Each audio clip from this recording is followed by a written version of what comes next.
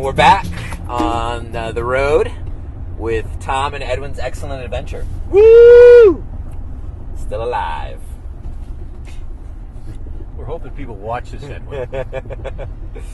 So, Tom, you founded and continue to lead the Center for Innovative Ministry. That's why I had the opportunity to be an innovation scholar for the past 10 weeks. You talk a lot about innovation in church and its importance. So, question for you is, can you tell me why you think innovation is so important? Lack of innovation, I think, is one of the great challenges in the church today. It's not the reason for all our challenges and problems, but I think, frankly, it's one of the reasons. And some would say that the church has been innovative in its theology, but not in its structure and organization. And for a lot of churches, I think that's probably accurate. So, perfect segue then is, how do you define innovation? What is innovation? There are a multitude of definitions of innovation. The one that I like is very basic. And think of a triangle, and there's 3 points on that triangle, and innovation has 3 points. It's an idea that's doable, that brings value. Okay, innovation is nothing more than an idea that's doable, that brings value. Sometimes it's really clever. Sometimes it's a result of fabulous creativity. Other times, innovation is something that has been around for a long time, but it's only being implemented, in a new way now. So why do you think that's so important for the church? Well, I think cultures, and that's how I think about the church as a culture. Cultures either continue to reinvent themselves or adjust to the times, or they die.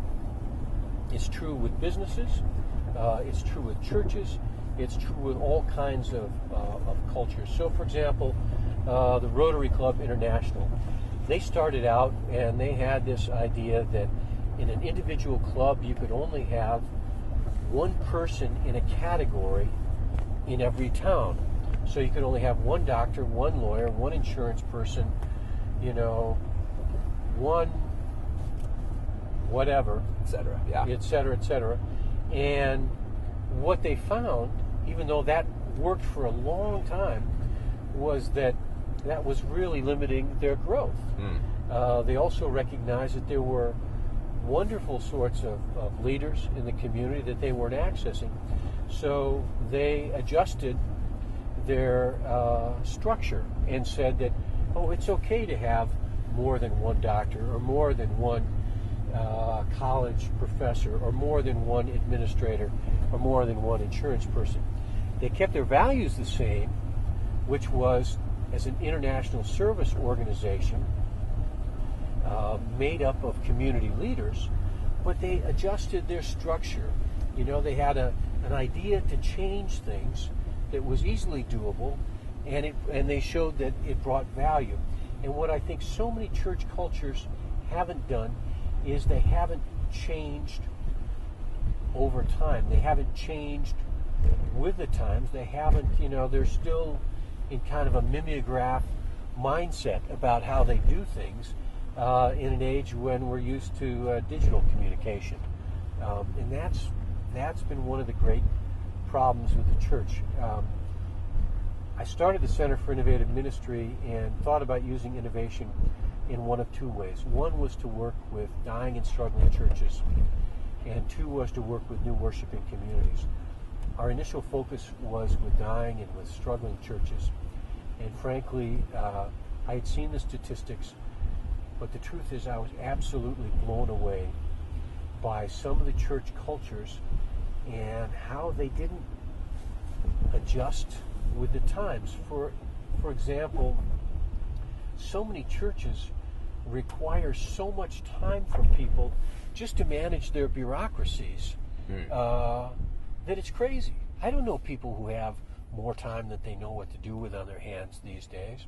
I did a workshop, and forgive me if I told this story before, but I did a workshop earlier this year at a church. It was for about 7 or 8 churches in the south side of Chicago. I walked into the church, and the first thing I noticed was there was like a board with, or a mailbox set up with a list of all 8 committees for the church. Well, I went downstairs, started the workshop, we introduced ourselves.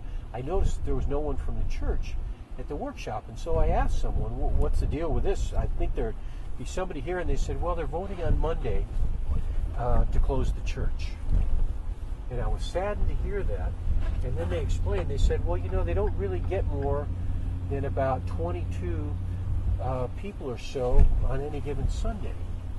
And I immediately thought back, you know, to the mailbox system that, you know, reflected their committee structure.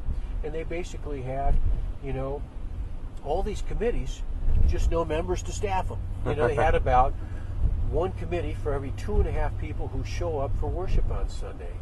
And it's a crazy, sad kind of thing. And I think we've spent so much time protecting our structures and our cultures and not enough time trying to understand the needs and the lives of how people are living and existing today. Does that make sense? Yeah. I think what innovation, as I think about it in helping churches, innovation does 2 things. One, innovation is a way to help people or churches or church leaders solve problems. Innovation is a way of solving problems. The second thing that innovation does, it's a way of creating opportunities. So if you think about, you know, the life you've lived as a pastor, I dare say that a huge amount of your time is spent trying to solve problems and also trying to create opportunities. Like, how can we get more people in the door? How can we attract new families to our church? You know, and to think about that problem in an innovative way, which is to sit around and brainstorm, to think about, well, what are ideas that are doable that can bring value? You know, just to go through the process of being innovative, I think just makes a lot of sense. And I would say that the church at this point in history, you know, needs to learn from the business world where innovation has been constant. And people in the church say, "Oh, we don't want to innovate because we don't want to change things." Well, what I say is you can be great innovators and still have the same values that you hold dear. So, for example, a telephone company that existed 30 years ago, in order for them to be in business today, they had to innovate. They had to go from dial phones that I grew up with as a kid, you probably never even saw one, to push button phones, you know, to now a digital or a cellular system. All along, they've been in the communication business. They've just changed how they go about it based on the needs of people today. And that's what the church needs to do. We don't need to change our theology. We don't need to change necessarily the values that we hold dear, but how we deliver those, how we communicate with people, how we go about understanding and responding to people's needs. That's what we need to do in a different way. And I think people get mixed up when they think about innovation. They think it's going to change everything.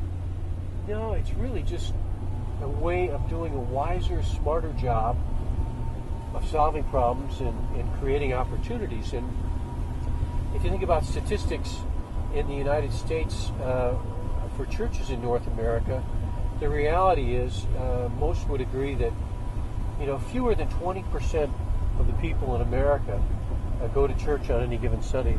That means 80%, 4 to 5 people, would rather be doing something else than going to church.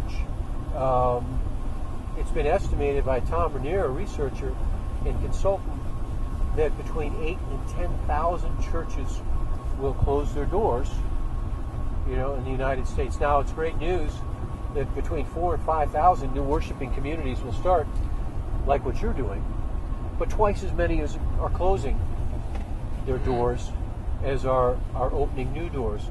Wow. A powerful statistic, think of it this way, between 2010 and 2012, more than 50% of the churches didn't take in a single new member. And you put one particular denomination on top of that, it's safe to say that for the United Presbyterian, or the Presbyterian Church in the United States of America, of which we have an affiliation, 2015 will be the 50th, 5 straight decades of membership declines. So if there was ever a time for innovation, if there was ever a time to think about the problems that we have and the opportunities that we need to create, to think in an innovative way, it certainly would be now.